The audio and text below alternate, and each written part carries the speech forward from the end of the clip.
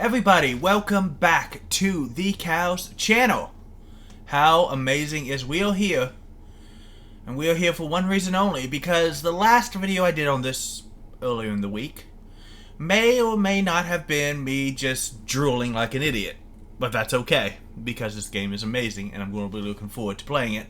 It's almost certainly going to be on the channel. But today I wanted to take just a moment on our day off, our Sunday, our holiest of days, our opinion day, to say, what the hell is this?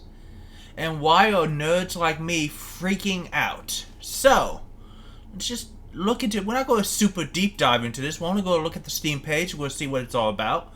I'm going to give you an opinion. That's the whole point of the show. Super Robot Wars 30 is the 30th anniversary title. The series has been going on for 30 years. And for the 30th anniversary, they're releasing Super Robot Wars 30.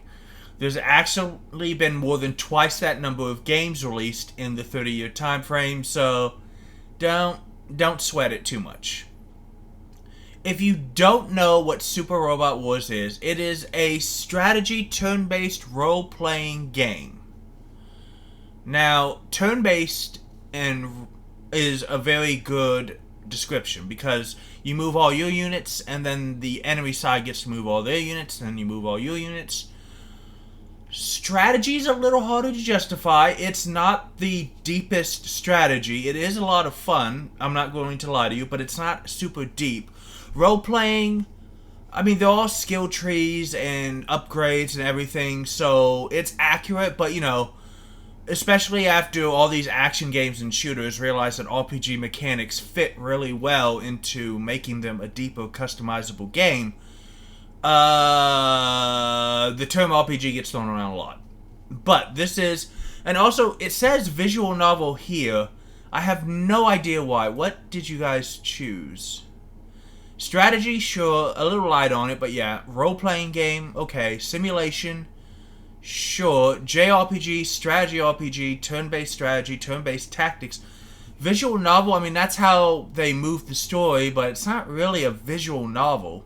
There's you spend a lot of time actually playing the game, whereas visual novels, you make a choice every couple of hours. Tactical role-playing game, 2D, isometric mechs, anime, sci-fi, turn-based, story-rich. Sure. Single-player robots, turn-based, and lore. What is the difference between story-rich and lore-rich? I can enter tags? I don't feel like I should have that much power on Steam. Is this? Maybe somebody verifies my tag. But it is developed by BB Studio, which used to be called something else before they were acquired by Bandai Namco. Super Robot Wars is exactly what you think it is. It is a show, it is a game series about supers and robots, and I'll explain that in a second, and they fight wars, and this is the 30th anniversary. That, like most Japanese things, the title tells you what it is. Now, here is the kicker. A few characters will be originally made for this game. The vast majority are going to be from pre-existing series.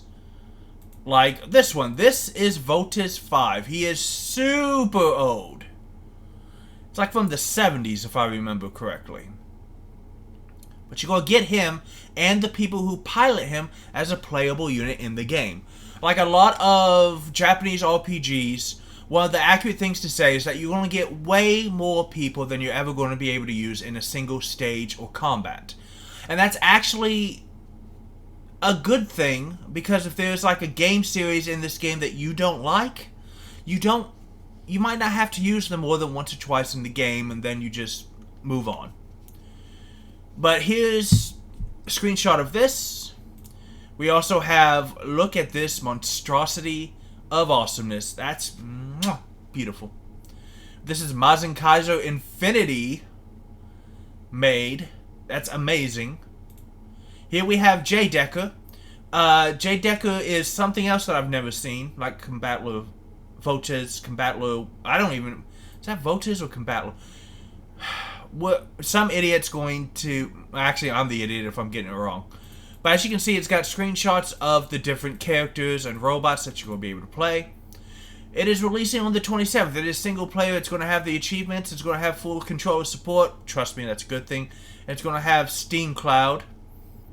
And it actually has 3 separate editions. So, I know what you're thinking. $60, okay, that's what games cost nowadays. We don't necessarily always like it, but whatever. But $84.99 and $104.99, what does that even mean? We'll get into that, I'm sure to show you. But here we have the recent events and announcements, which is just that the game is actually going to be available. This is the part that I was freaking out about. People like me have had to import these games for the past 5 or 6 years when they actually had English on these games, so that people here in North America could actually understand what's going on without having to have a guide that fellow nerds have painstakingly translated. Even when the English is not necessarily the best, look here, full audio, Japanese only. Subtitles and interface will be in English, simplified and traditional Chinese. I do not know what the difference of that is. I don't. But you know what? Good on my fellow mecha nerds from China for getting to play this game in the form that they want. Obviously, it's going to be in Japanese and it's going to be in Korean. With those 5 different things, you can cover a ton of your customer base. But it is amazing that this is the first time that it's actually being released. Games have not been released in the West since they released the Game Boy Advance original generation titles. And they did that well into the DS life cycle, which may be why they didn't sell too well. You were releasing Game Boy Advance games 3 years, I believe it was 3 years after the DS launched, and pretty much nobody was making that many GBA games anymore. So let's learn some more stuff. But before we learn some more stuff, basically you get robots from your favorite anime, and they all get put together in this grand strategy to save the world, and you have to beat a bunch of terrorists, aliens, magical beings, interdimensional hoppers, traitors to the military, possibly an overzealous military, traitors to the government, possibly an overzealous government, within your own ranks, and every once in a while you have to kill a god. If you've never played a JRPG before, you are saying, what the hell does that even mean? If you've played a JRPG before, you're saying, yeah, sounds about right. Sounds about right. But let's look right now at our pre-purchase offer.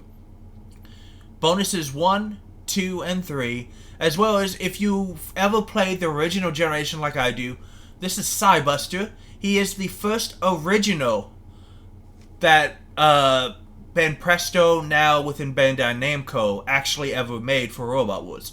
The reason why they call them the original generation is because to tie all the stories together, they began entering original villains and an original plot in these collaboration games. And then realized, oh, you know, we've made friends with some of the best voice actors and mecha designers in the industry.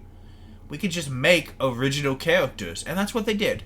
This big bad boy over here is the SRX. It's actually a transformative combination of 3 robots. And it is really fun. And based on the trailer I freaked out to with about a dozen other nerds, he's playable in this game.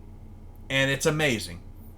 So let's look at the pre-order bonuses. But basically you take robots like these guys, you upgrade them, you upgrade their pilots, you go from stage to stage. On occasion you get a route split where you can go, like, do you want to do some fighting in Asia? Or do you really think that you need to turn your attention to the moon?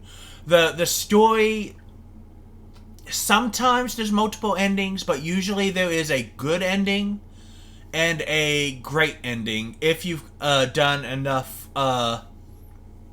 They have like each stage has like a super robot point or an in-stage achievement where you get a bonus to usually money or experience if you do this, but it also makes the game a little harder. And to unlock the best ending and the hardest route, you have to have X number by the end of the game.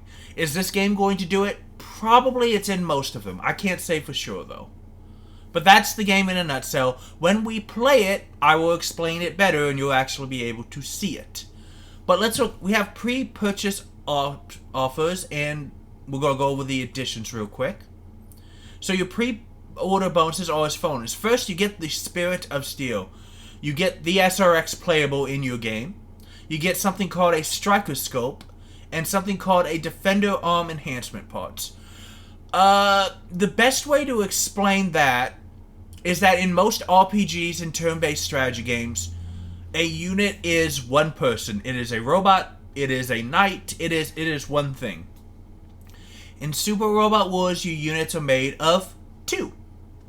I held up two fingers even though you can't see it.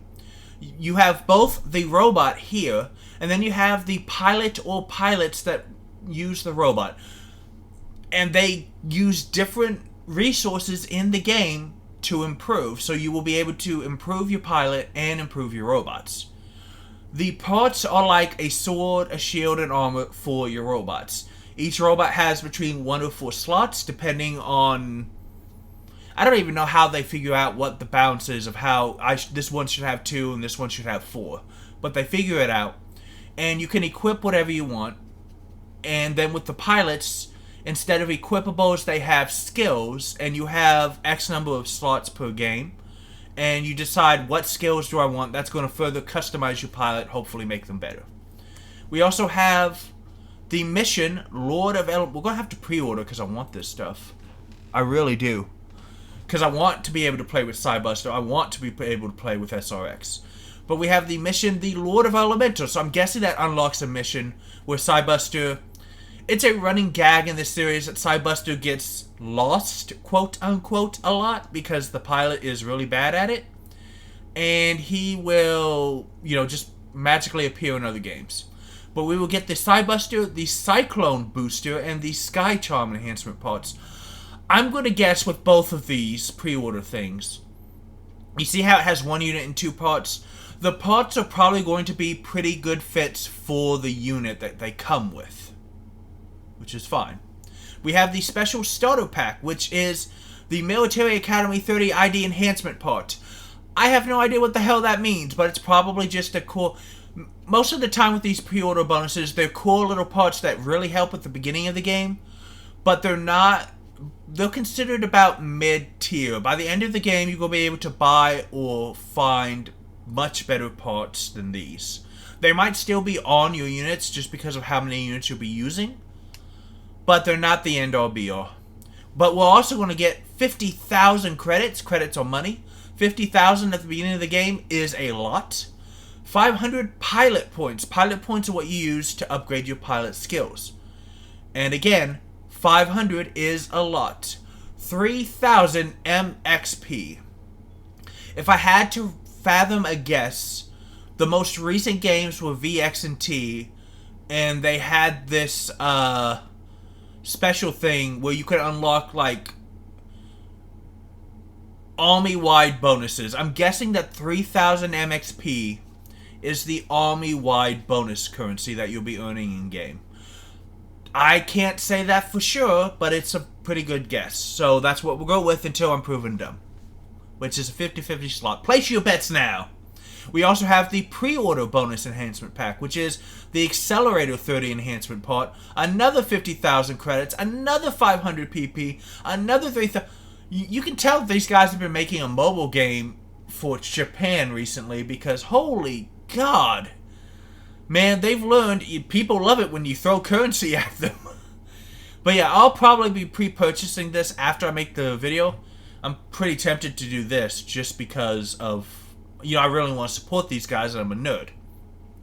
But first of all, you have your regular edition. You get the game. You also probably get all of this pre-order bonuses. So I'm going to guess pre-order the game, and instead of giving you X money off, what these guys like to do is say, hey, here's bonus stuff. Now, if you do not pre-order the game, you will probably still get to play with Cybuster and SRX here.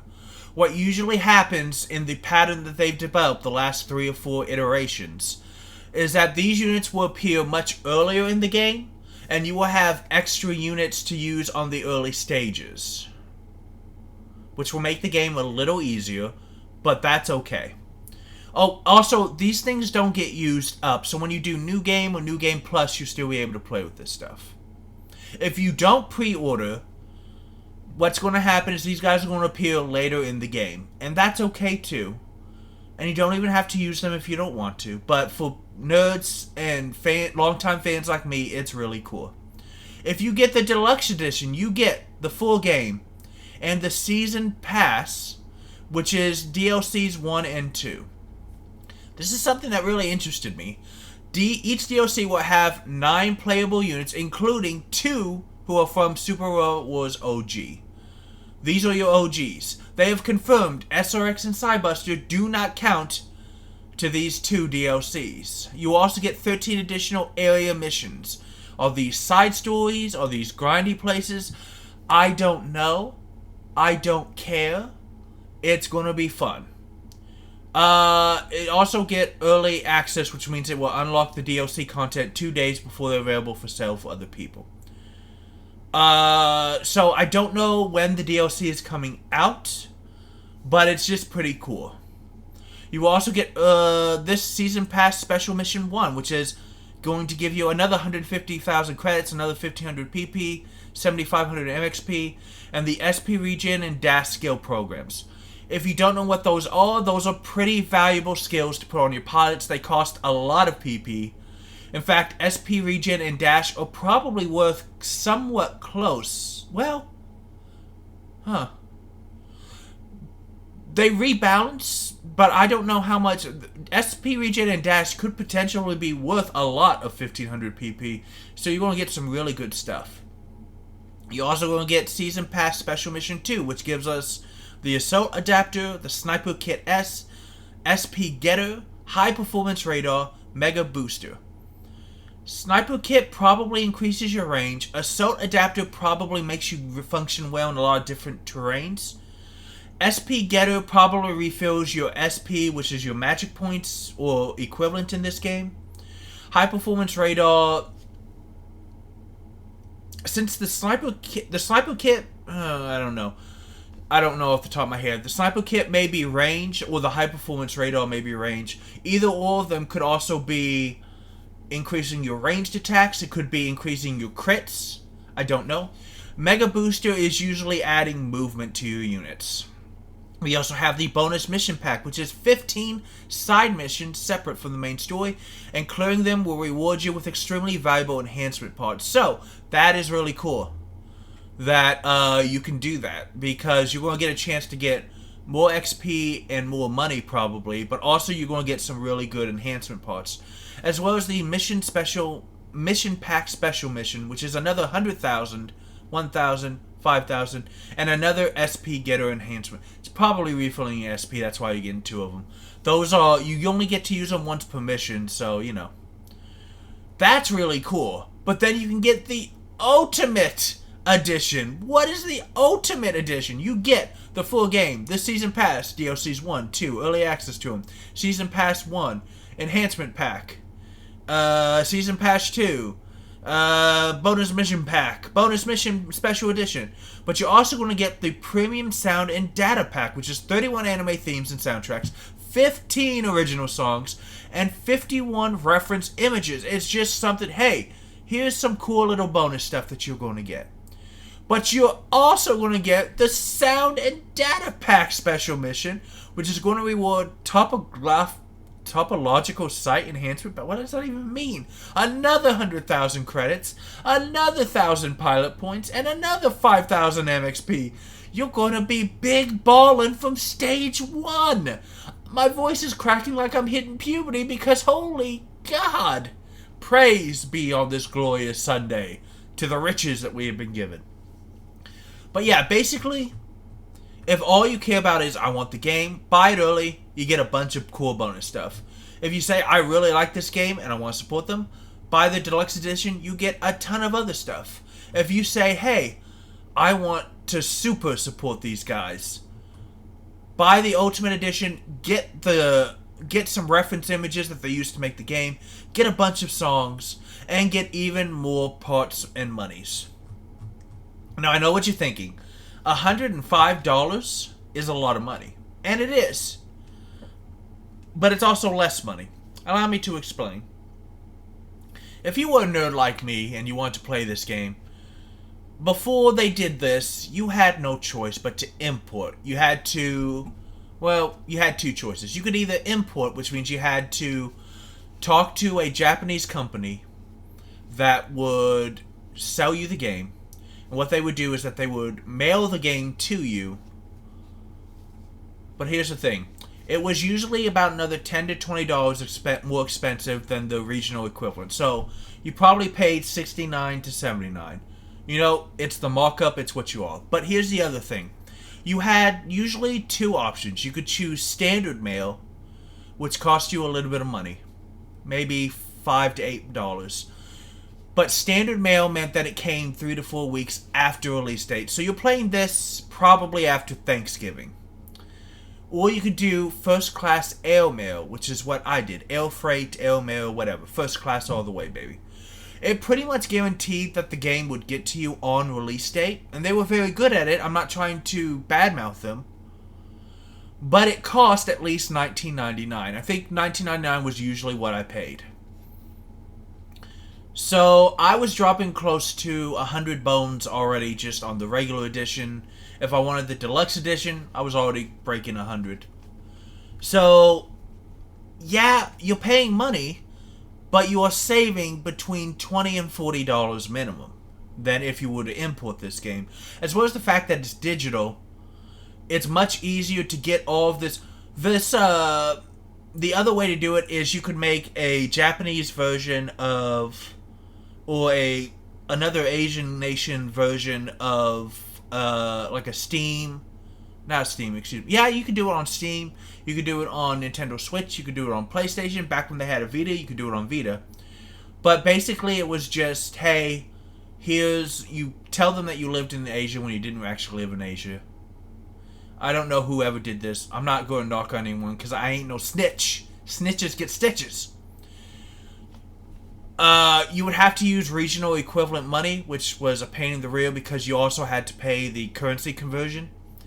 And it was also a pain to get the DLC that didn't come put in with the game because you would have to buy gift cards. And again, you would lose money on the transaction because of the conversions or paying the premium for it. So be able to just give them my money in US dollars, which is obviously where I am. I've told you guys I'm from Texas, and you can see it's in dollars right here. It just makes it so much simpler and easier and better, and I'm really happy about this game. Here's what we're going to look at. 30 years on, the battle for a world's future continues. I need to learn to talk better. Super Robot Wars is a tactical RPG that brings character and robots from a variety of mecha anime together to battle their mutual foes. Players follow characters through adventure and battle. Take control of giant robots on a battle map, commanding them to defeat their enemies. If you've ever played Final Fantasy Tactics, it's like that, but a lot flashier. This is giant robot anime playable. The battle switches between ally and enemy phases. Once the player has moved and attacked with their robots, the enemy takes their turn. When all enemies have been defeated, the game proceeds to an intermission. During intermission, players can use earned resources to train pilots, upgrade robots, and earn bonuses for their army. So yeah, MXP, I don't know what that stands for yet, because they changed the name in a lot of games. But yeah, so you train your pilots, upgrade your robots, and then bonuses for the army with 3 currencies that I just showed you. The money goes to the robots, the pilot points PP goes to the pilots, the MXP is going to be for the army. They can then proceed to the next chapter of the adventure. In Super Robot Wars, players can enjoy a unique experience that combines all-star mecha series crossovers, action-packed attack animations, oh boy, you guys are going to love this, it's so over the top, and the chance to upgrade your favorite machines and pilots. Now, along with the original stuff that we're going to get, you can, in the base game, play Super Electromagnetic Robot Combattler V. Votus 5 is from the exact same studio that made Combattler V, that's why I stumbled over it. The original Mobile Suit Gundam, I'm talking old school. Mobile Suit Gundam Z. The Z MSV. Mobile Suit Gundam Charles Counterattack, MMSV.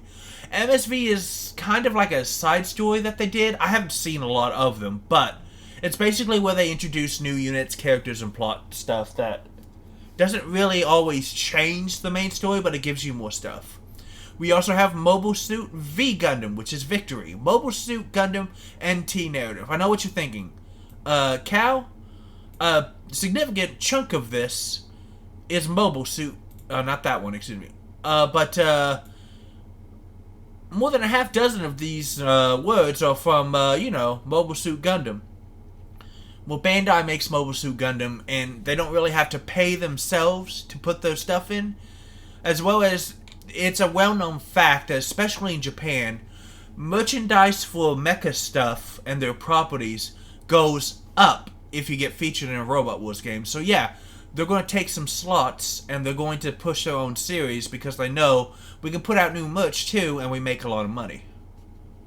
Not going to hate, appreciate. But we also get Heavy Metal L Game. I don't think I'm even pronouncing that. I've never seen it, never watched it before, but it looked alright, so, The Brave Police J Decker. Also, the King of Braves Gao Geiger Fighter, and the King of Kings Gao Geiger versus Betterman. You might notice that all three of those are pretty similar. There is a franchise that I don't think they've made anything new in a while called the Brave franchise, where it's pretty much just awesome mecha stuff. It's about bravery and guts and fighting, and it's really fun. Code Geass, Lelouch of the Rebellion 3, Glorification, and Of the Resurrection. Of the Resurrection is the movie. I've seen it. It was fine. It was really good. I liked it. I don't know what 3 Glorification is. I think it's the 3rd compilation movie, but I'm not 100% sure. You also get Getter Robo Armageddon, really big Super Robot Wars franchise, really big robot franchise. Mazinger Z Infinity and Mazinger Kaiser Infinitism, this is a movie, and they're actually putting at least one figure from this toy line into the game. Infinity was a fun movie, so I'm not going to hate to play it again. Magic Knight Rayearth. Magic Knight Rayearth is a magical girl show. And, yeah, think about that for a second. There's a magical girl show in this game. They just have big stompy robots. But I got to play with them last in T. They were fun. I hope they've been a little rebalanced. They have a really weird skill that pretty much as their willpower or their morale goes up, they do lots of damage. But at the beginning of a fight, when they have low morale, they actually get bonuses. Excuse me, not bonuses. They get penalties to their damage and defenses, which was really weird. But, maybe it got rebalanced, maybe it didn't. I don't know. Gun and Sword, which is a really fun, I'm not sure how they're going to do that because it's supposed to take place on another planet, and pretty much all this other stuff is going to be on Earth, but it is about a wandering man who wants revenge on the guy who killed his wife, or his fiancée. And it's really fun. He's real hot-blooded, it's cool. Majestic Prince is a very fun show series. I'm so excited, I'm stumbling over my words. About 5 kids who were raised to be... Originally, they were raised with hundreds of others to be space explorers from birth. But then aliens come and attack the Earth, and so these 5 kids have to learn how to become pilots. And they pilot these new mecha. I don't want to get too much into it because I've seen the show and it was a really good show. And it's going to be spoilers to tell anything more about that. Knights and Magic is an isekai animation Robot Wars. Good Lord Almighty in heaven. What? It is about a otaku mecha nerd who reincarnates as a young pretty boy into a medieval magical setting where he is amazingly good at piloting and building robots. It's going to be him and the guy in the SRX way back up there are both nerds, and watching the two of them draw over stuff is going to be fun. And the final one, SSSS Gridman.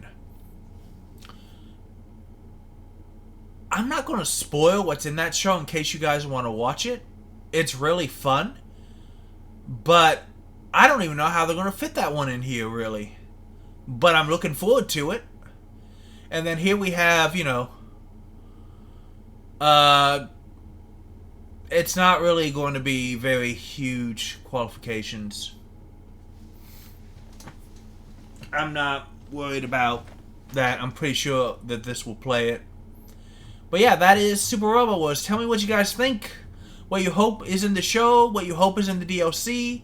What original generations they're going to add. Who else they're going to add. And yeah, I'll see you guys. It's coming in all its glory.